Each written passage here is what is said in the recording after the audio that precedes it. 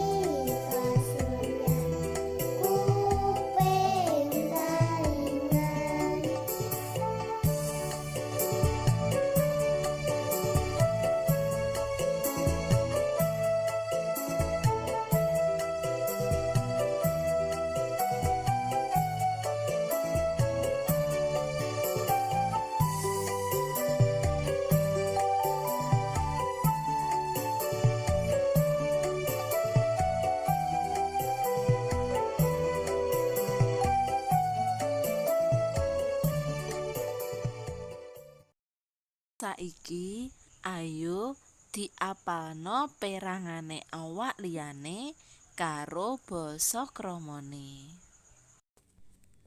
Rambut rikma,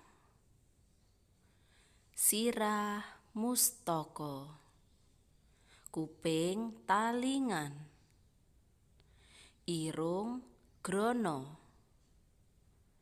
driji racikan, pipi pangarasan, lambe lathi, bathuk palarapan, mripat soca utawa paningal, untu waja, cangkem tutuk, janggut ketekan,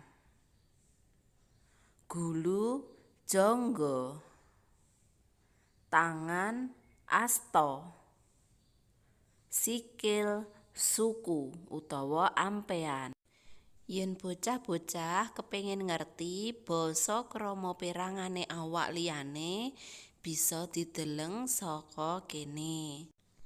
Nah, bocah-bocah mesti padha takon, apa bedane basa ngoko lan basa krama?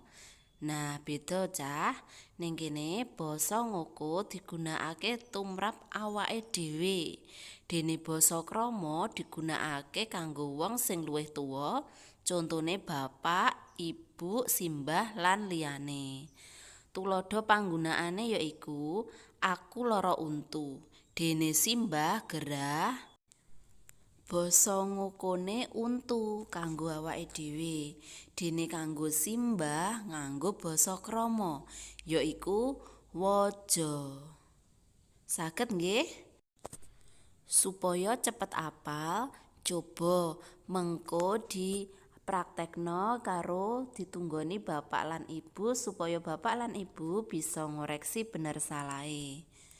Cukup semene pasinaon dina iki, kepethuk maneh ing pasinaon minggu ngarep.